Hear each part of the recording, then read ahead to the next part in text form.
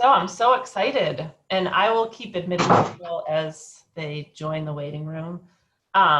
Welcome to the second session in this 4-part series of domestic violence and families, a community conversation. Today we're going to be talking about protective factors and safety planning, and protective factors are something that are near and dear to me, so I'm so excited to have this conversation.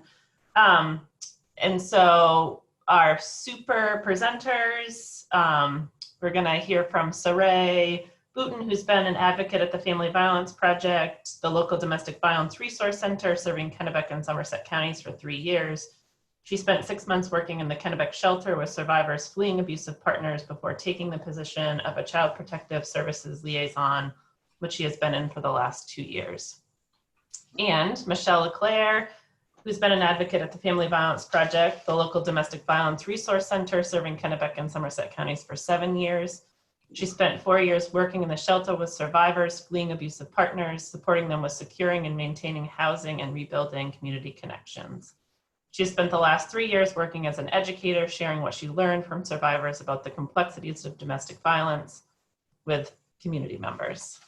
So thank you both, and welcome everyone. I will be watching the chat, so if folks have questions, we can share them with Michelle and Saray. We also are going to be doing a little breakout session a little bit into this presentation, so just watch for that to come up on your screen. I think we're good. Okay, so I'll get us started. So thank you so much again, all of you, for taking time out of your day to join us and talk about this really important subject. I always think we need to talk more about this, and so I appreciate people doing that. That's part of what makes domestic abuse so hard for folks too, is it's in the shadows, and we really need to bring it into the light and have these important and hard conversations, and they'll get easier as we talk about it more. Maybe not always, but it's important to do so anyways, even if it's not easy. And please take care of yourself. With these, things may come up, it's different emotions, different feelings. You may think of a client you worked with, you may think of a past situation. Please do what you need to do to take care of yourself. As we said, it is recorded, so if you need to step away, you can catch what you missed later. That's totally okay. Do what you need to do. And also know that if you need to process something later, you can call our helpline. If this brings something up that you're thinking about at 10 at night, know that you can call and speak with a trained advocate about what's happening. And because this is what happens, we're in this field because we care about people, and you may think of someone, so please know that you can always call and check in. If you are currently working with someone that you're concerned about, or you yourself are in a situation that you're like, this isn't safe and what do I do, please know that we're here. Our helpline is confidential.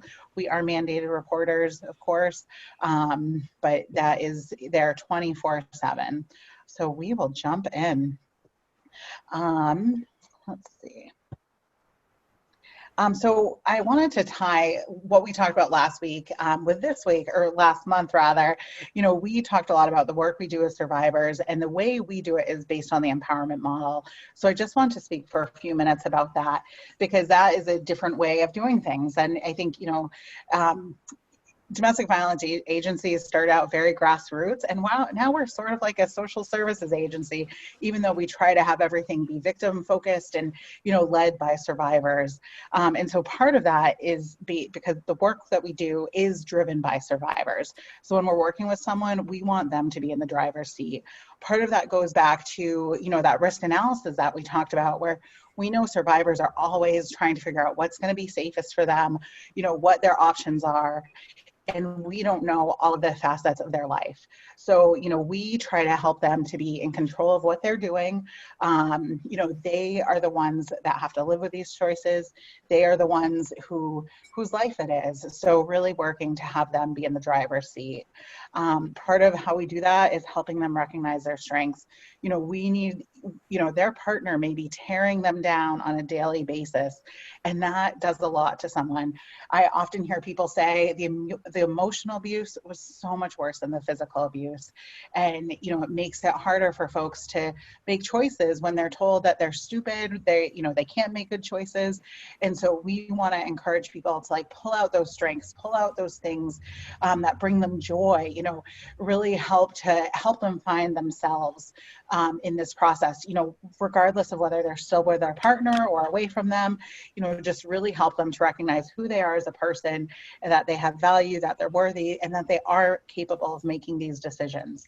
Helping them with resources, find information to make their decisions. We cannot do this alone. I think I'll say that a few times, because we all are individuals, or as agencies, we can't do all of this alone. We all need each other. It takes a community to end domestic abuse, is what we say too. So, helping connect someone with a resource to help them with their process. So that could be with us, the Domestic Violence Resource Center, could be with sexual assault, could be with any number of different agencies that all work together. And then also remembering, allow people to take actions that fit their lives. And this can be hard because we may think that the decision is the wrong decision, but it's not our decision to make. This is where a lot of motivational interviewing comes in. I don't know if folks have done that in their work, but motivational interviewing is just such a powerful tool to really center that person. Oh, and I don't know if we can do an all mute thing. If I hear some background. Kristen, are you able to go through and see who's not muted? Someone's coming through. Okay, thank you. So, really recognizing that people need to be in the driver's seat. And so motivational interviewing can really help with that. And I know that can be a challenge with forms and paperworks and parameters that we have that are, work puts on us, but being able to be creative and really center that person so that they can make those decisions is really, really important. And this ties into safety planning, which people have probably heard of. And we put this label on it, safety planning, knowing that people are doing this before we have this label.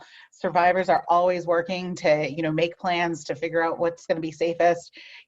They know by the way their partner closes the door when they get home, what kind of night it's going to be sometimes. So they already have like all these scenarios of, if it's like this, I need to put the kids to bed. If it's like this, we'll do this. People are always doing this already. But we have this label, because that's what we do, is we label things sometimes. And, it gives the definition of what a safety plan is. And it's important to know that it's ever changing. It's what works tonight might not work tomorrow night. We know that oftentimes people who are using abuse tactics escalate as time goes on. So knowing that that is something that may change over time. So it's not a rigid thing. It's not a one size fits all. Like, not everyone is going to have the same safety plan, because what works for one person, the other person, someone else's partner, that means nothing to them. So knowing it's an individualized thing. There are resources for support. Again, you can call us, the client can call us. It can look different ways. And so what are things that you've heard of people doing for safety planning? And this is a place where you can shout it out. We'll try to work it out or put it in the chat box. What are safety plans that you've heard people make? Or aspects of safety plans? What are things people do to increase safety? Yeah, go ahead. I don't know if this is kind of what you're talking about.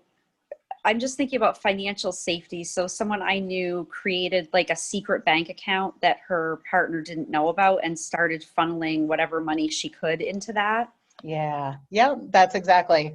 Yeah, because oftentimes people feel like they need a certain amount of money before they can leave to cover expenses, because maybe they don't want to be homeless. Maybe they know, they need a certain amount of money to get a car and get out. Yeah, that's absolutely a thing that people do.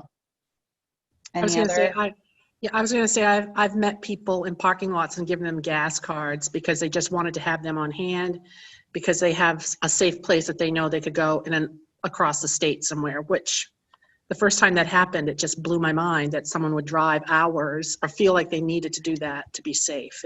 Yeah. That is the reality though, right? Like, and Maine is very rural, so you kind of need a tank of gas to get many places, or at least a half a tank. That's what I've heard people do. Like, I always have a half a tank just in case I need to go. Yeah, I'll just put the list up. One thing that Yeah, go ahead. I was going to say, Michelle, one thing that we do with the DV high risk response team is we flag the survivor's address and phone number with state police dispatch and also our local dispatch center. So if they call for help, we know it's a high risk response, and they'll send basically the nearest law enforcement personnel, not necessarily a specific person or specific agency. Yeah, no, and that's a great part to have that like fast response, especially in a place that's so rural. You know, if you're in Jackman, you know it's probably going to be a 2-hour response, or for at least, you know, an hour. So having that's part of that high risk response team planning, is to have that closest response and that awareness. So it can look many different ways. Oh, and we, you know, just like to reiterate that people are the expert on their life. They know that abusive partner better. So if they say something's not going to work, you know, if they say, I can't call the police, you know, you can ask, you know, can you tell me more about that? But if they're like, it's not an option, it's like poking the bear. When that partner gets back, it's going to be 10 times worse. You know, we understand that that is their reality that they're living in. So, you know, to be able to ask questions like, so what are some other options? What are things that have worked in the past? And again, we don't expect you to be experts on this. This is where we really hope that, you know, that survivor may feel comfortable calling us. Maybe they can call from your office, maybe from another room, you know, just to get that resource and get that support. Because again, we also want a big safety net, like having multiple supports is important too. And if you look at this list, none of us can do all of these things. And so that's part of the coordinated community response of all of us working together to support survivors. So with that, I'm going to hand it over to Saray. All right, awesome. Thank you, Michelle. So when it comes to this idea of safety planning, like Michelle said, you know, survivors are doing this with or without our help. But sometimes, and as community providers, I think we've all been in that situation where we're connected with a survivor who their situation is very overwhelming. It's very scary. There's a lot going on. There's a lot of moving pieces. And you'll ask questions. Who are your support systems? You know, what about this option A, B, C? And oftentimes in this kind of moment of being overwhelmed, you know, they kind of freeze up and they shut down and they can't think about those aspects that can build into their safety planning. So as community providers, this is where we can step in and help them identify their protective factors.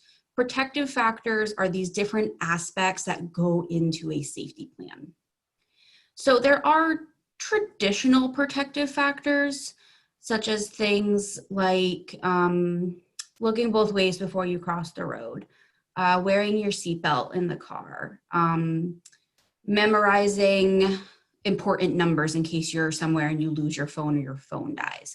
These are all things that people are doing on a daily basis to keep themselves safe. These are also things that people are doing with children. I primarily work with people, you know, survivors that are they also have their children. So I'm probably going to be talking in plurals, but also keeping in mind that this is for, you know, survivors that don't have children as well. So we're putting in place these, you know, protective factors, these just aspects throughout our life that are keeping us safe. You know, think of a fire drill, you know, knowing where the closest exit is, but, you know, no matter what building you go into, you're going to see exit signs. Oftentimes parents have fire plans with children. You know, if we live in an apartment, how do we use our fire escape? If we live in a rural area, how far away do we need to know where our neighbors are at in order to get help? Anything like that. So fire plans, natural disasters, you know, being prepared for the next nor'easter that's coming too soon. You know, all of these things are kind of traditional protective factors in our everyday lives. In the context of domestic violence, however, we have what we would refer to as the non-traditional protective factors. And so what we're going to do is we're going to go into some breakout rooms. And what I'd like to ask you all is, in your little kind of mini groups, put together some ideas of what non-traditional protective factors would be. So for example, up here to kind of get us started in thinking about what that means, the example is putting the children to bed early to avoid them interfering in the fight between the parents.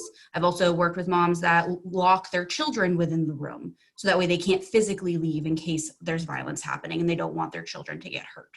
So there's a lot of different aspects that when parents are handling violence within their home or trying to survive that violence, they put in these non-traditional protective factors. So within your breakout groups, discuss amongst yourself for just a couple minutes examples of non-traditional protective factors that you've either seen while working with people or just brainstorm things that you might think maybe. And then choose one person in your group to be kind of like the reporter backer.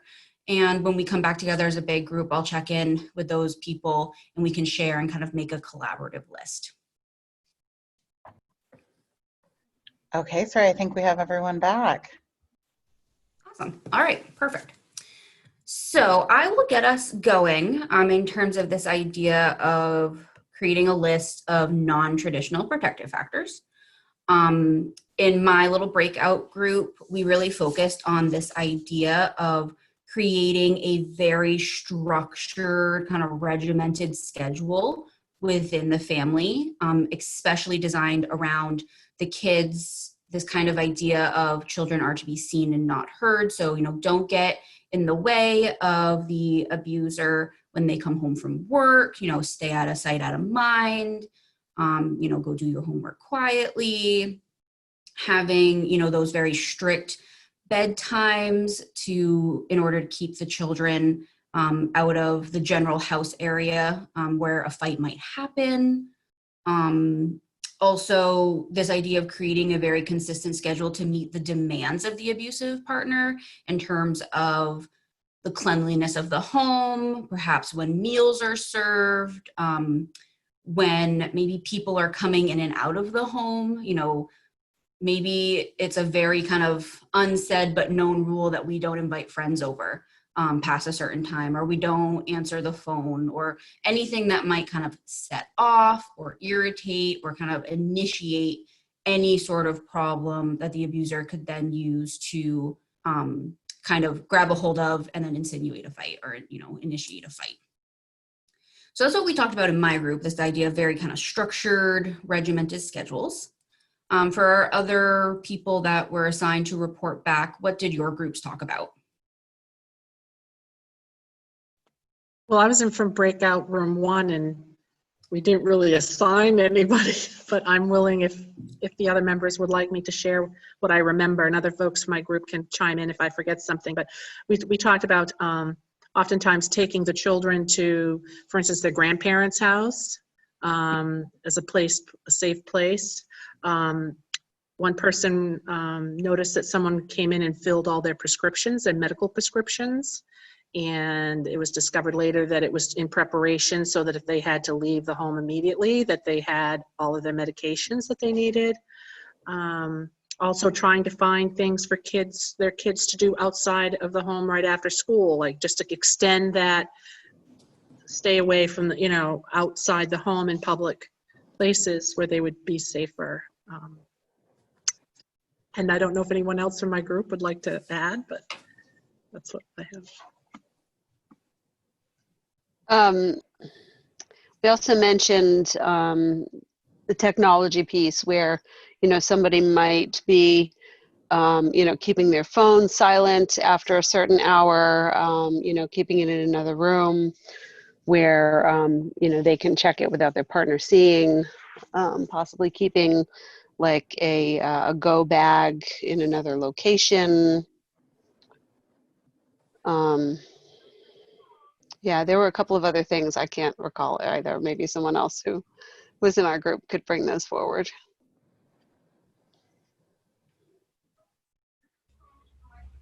Well, I'll go. I was from group 5, and we talked about not using your cell phone in front of your partner, or having a second phone with emergency numbers on it, having paperwork completed ahead of time for guardianship or legal paperwork. And scanning and thinking ahead of what you're going to say so as not to disrupt your partner. Absolutely. I was in group 4, and we talked some about, someone else mentioned this, but sending the kids somewhere for the weekend or sending them to a friend's house so that they're not, when they're not in school, they're somewhere else. Or having a place that the victim could go to, whether it's somewhere outside and kind of staying out of the house, staying out of the way, whether it's like a shed or just doing something somewhere else. And then I had also mentioned, and I'm not sure this falls in this category, but I knew someone who would provoke the abuse herself so that she knew when it was going to come instead of waiting on edge for the abuser to start it. So she would initiate it, so she felt a little bit more in control of the situation, or at least knowing when it was going to happen. Yes, absolutely. That's definitely a clear example of like reactive violence. This idea of kind of a preemptive action, and having control of the situation as much as possible. That is absolutely a protective factor.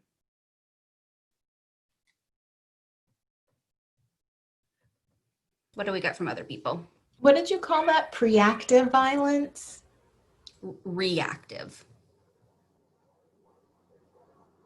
So I was in group 6, and many of the things that have been talked about already are things that we talked about. The children going to the grandparents as a safe place. Somebody mentioned having like a bag ready to go bags ready and available that includes maybe some of those important documents, or keeping those with another party. And then again, it's sort of been alluded to, but maybe appeasing the abuser just to keep the peace, keep things consistent, that type of thing. Absolutely. I noticed people were saying the number of their breakout room, and I don't actually know. Michelle, do you know how many breakout rooms we had? I'm not aware. I don't, but if, I think if everyone's reported, I think it's okay. Or if people are shy about reporting, that's okay too. All right. Feel free to drop anything else in the chat box too, if you want. But I think overall, this is a really good encompassing list. And I think it's giving us a really good sense of this idea of the non-traditional protective factors. And something to keep in mind too, is that from an outside perspective, a non-traditional protective factor might be something that, again, as like a community provider, you going, oh, well, is that actually really safe? Because keeping in mind too, like we're all mandated reporters. So when you're working with a survivor, they might be hesitant to tell you some of the things that they're doing, like sending the children outside at night potentially, but it's safer for the kids to be outside than it is for them to be inside.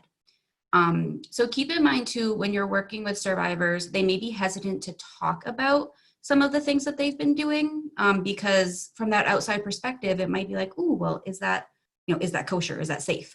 But keeping in mind, it's what they had to work with in the time, in the moment, and with the resources available to them.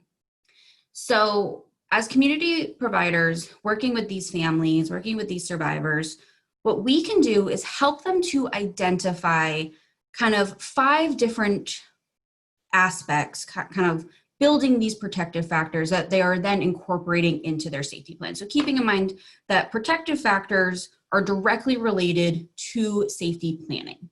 So how do we help families build their protective factors so that way their safety plans can be more successful in keeping them and potentially their children safe as well? So there are 5 things that we can do to help them kind of identify. Because again, remember, a lot of times they might already be doing some of these things. They just don't maybe know how to put it into words. They might be in that kind of overwhelmed stage right now. So helping them brainstorm with these 5 things is a really good conversation piece, and helping them maybe identify things they're already doing, or helping them brainstorm things that they might want to add into their safety plans that already exist. So the first one is the idea of parental resiliency. parental resiliency is talking about the idea of how well are you demonstrating as a parent how to handle stress and how to handle stressful situations to your children. So anybody with children knows that children are very, very observant, and they, monkey see, monkey do. So when they see us reacting to stress and to stressful situations, and in this context, I'm thinking, the stressful situation would be violence, they will learn from that and they will mimic that. So if something is happening that is very dangerous and I, as the parent figure, am kind of all over the place, I'm maybe practicing or maybe using some really unhealthy coping skills. Coping skills is a term that we throw out, very widely, similarly to self-care. But really the premise is, a coping skill is in the moment of stress, in danger, what am I doing to handle that? Unhealthy coping skills would be using violence back, lashing out, anything like that you wouldn't want your children doing, potentially, thinking of it like that. Whereas vice versa, a healthy coping skill to stress in the moment would be walking away from the situation, getting to a safe place, taking deep breaths, trying to communicate as clearly as possible. And especially when we're making plans with children, we need to be communicating as calmly and as clearly as possible what our safety plans are. So parental resiliency, just kind of this fancy idea for how well are you handling stress as a parent, and what are your kids learning from that? Because what they're learning from you is what they will then demonstrate. So always kind of keeping that in mind, that little eyes are watching. Our next factor here is the personal supports. So this, I think, is maybe, or I would hope that this is a question that we are going to almost always right away of, who are your support systems? And the idea of personal supports are friends, family, neighbors, your community, maybe your church community, if you have that aspect. And oftentimes, like I know from my own experience, I'll be working with somebody and I'll say, who are your friends and family that you have? And a lot of times people's automatic response is to go, well, I don't have anybody. I don't have any friends or family in the area. And that's when I think that sense of overwhelmingness kind of jumps in. And so that's when, we can help them kind of pick that apart a little bit. Okay, well, you said in the area. So do you have friends or family that are a little bit ways away? When was the last time you actually connected to these supports? If you were to call them right now and ask them to come pick you up or lend you some money or to come get the kids or, whatever part of your safety plan that this is pertaining to, are you just assuming that they're going to say no? Or do you actually really know that they're going to say no? Maybe because you don't have those connections anymore. So helping people tease out the difference between I may be too embarrassed to ask for help, or maybe my family, maybe I have kept the domestic violence out of, the sight of my family for years now. They have no idea what's going on. I really don't want to call my dad and say, hey, this is what's been happening. Like, that's too much for me right now. And we have to respect that, obviously. So helping them tease out, though, between, is this somebody that you just don't feel comfortable calling? Is this somebody that you've already asked in the past if they would be willing to help and they've said no? And really helping them explore where their personal supports are at. I think also, too, people can get very, maybe, again, I don't want to keep saying overwhelmed, but the idea that they don't have a lot of personal supports. So I always tell people, it doesn't, your circle can be 20 people, your circle can be 2 people. It doesn't matter the number of supports that you have. It's just the fact that we can help you identify at least 1 or 2 solid supports that you can rely on in times of crisis that can be worked in to part of your safety plan. Again, whether that be coming and picking you and the kids up, maybe just coming and grabbing the kids, again, spending like the night at grandma's, we talked about that as one of those protective factors. So helping people identify where those personal supports are. Similarly, with the next one, we want to help people identify where their professional supports are. So professional supports are going to be advocates, crisis workers, counselors, managers, case managers, also teachers, guidance counselors, school staff, especially if we're thinking about the idea of children. These are professional supports that are within your child's inner circle. They might have that one teacher that they go to, knowing that they can trust them to talk about, so if they had a bad night last night. Maybe they have their own like little groups at school that they go to for support, after school hours or something like that. So keeping in mind too that your circle of supports and your child's or children's circle of supports, they can look different, but all of these people can be incorporated into the safety plan at the end of the day. So I know I've worked very closely with people that had a really strong relationship with their child's like school community. And when the kiddo came into school saying like last night was a bad night, they knew to call mom and check in and say, hey, we're just wanting to make sure that you're okay right now. Is there something we can help with? Schools do so much in terms of helping families that, helping meet their needs food wise, school supplies, winter coats, anything like that. School communities are very, very important and can be a great support for people.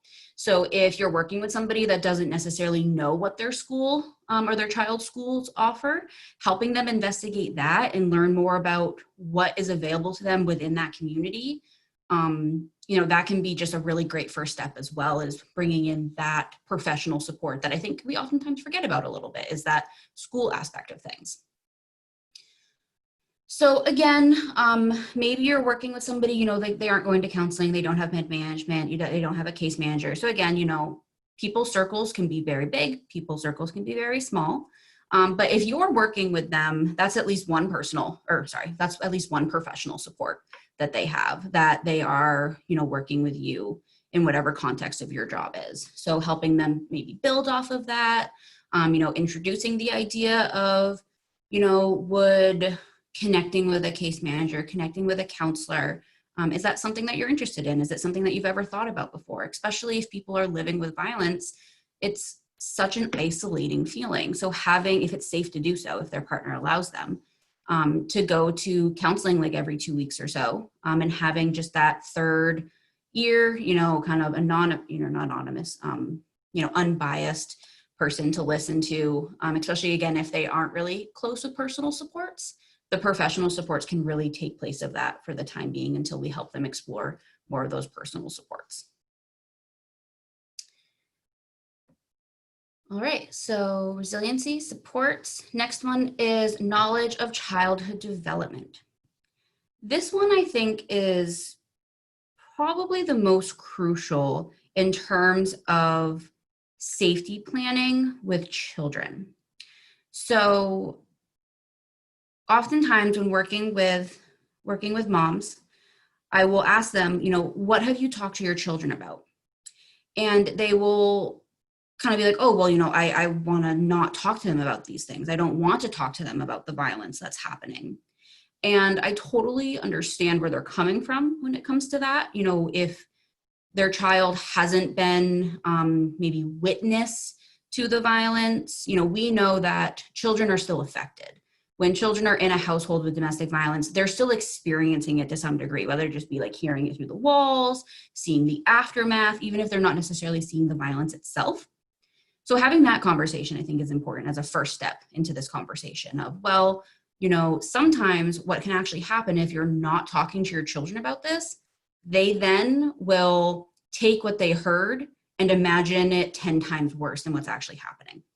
Because that's what children do. They're very imaginative. They are trying to make sense of their reality and their world around them. So sometimes that's the first part of this conversation is, well, maybe we can explore how to have an age-appropriate conversation with your kids about the violence. You know, your conversation with your 5-year-old about what happened last night is going to look a lot different than the conversation that you have with your 15-year-old.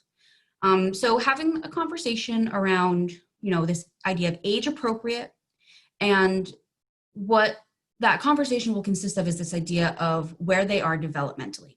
So, you know, the mom knows, you know, her children the best, and depending on if there's more than one of them, you know, where each child at, or where the singular child is at developmentally. So that plays a role into this idea of talking about the violence, having an age-appropriate conversation with them, helping them understand what's going on, and then using that as a bridge to talk to them about safety planning. Children are more likely to have a successful safety plan when they are involved in the planning directly, for a couple different reasons. One, children who help make the safety plan will feel more confident in it. Again, if you have children, think about the idea of, you know, telling your child to do something is a lot different than asking your child what they would like to do, or giving them options on what they would like to do. And this is similar. If I tell my child, this is the plan, ABC, yes, that's a great start, but when it actually comes time to enact the plan, heaven forbid, maybe they leave out B because they don't remember it quite as well. Whereas if they helped create the plan and put in their input of, oh, well, how about mom, instead of me trying to find your cell phone to call 911, how about I just run across to the neighbor's house and knock on the door and have them call and have an adult call? Okay, you know, maybe let's talk to the neighbors and see if they'd be comfortable with that. So having their input into things can definitely make them feel more confident in the plan and helps them be more likely to remember what that plan is.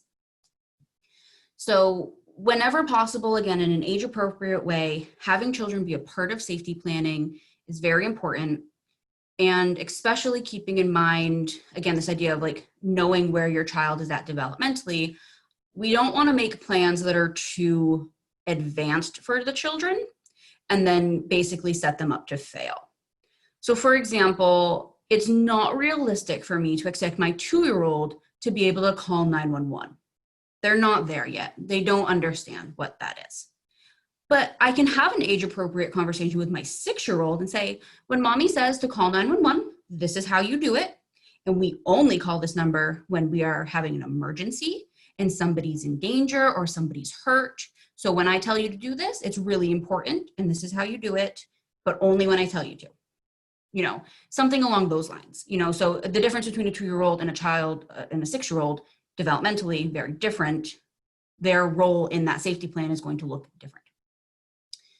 So knowledge of childhood development, important for a couple of different reasons. Again, just having an understanding of how to talk to our children about this. And again, you know, as community providers who are working with these families, I know I keep saying your, I'm sorry, I'm used to using this context of actually working with people directly, but in your role as a community provider, what you can do is have these conversations with people, you know, help them explore, are you talking to your kids about the violence? What is their understanding of it? You know, what does an age-appropriate conversation look like? Have you tried to include them in the safety planning? How do you think they would react? Let's maybe try some examples. Let's help, you know, brainstorm what you think would look successful for your family, and then let's involve your kids as well. So all of that kind of wraps up really nicely into this idea of childhood development. Lastly, we have knowledge of social and emotional needs of the children. So similarly to development, again, it's this idea of having these conversations with parents about the needs of their children. And when it comes to the idea of like social and emotional needs, we're talking about the idea of, you know, where is your child's self-esteem at? You know, how would you describe their self-confidence, their self-efficacy, you know, their ability and their competence to achieve goals? Do you feel like your child has behavioral issues that we need to address as part of this safety plan? Are they going to become very overwhelmed if there's a certain situation happening? How do we plan around that? does your child have good social skills? You know, if part of your safety plan is sending your 6-year-old across the street to call, you know, get the neighbor's attention.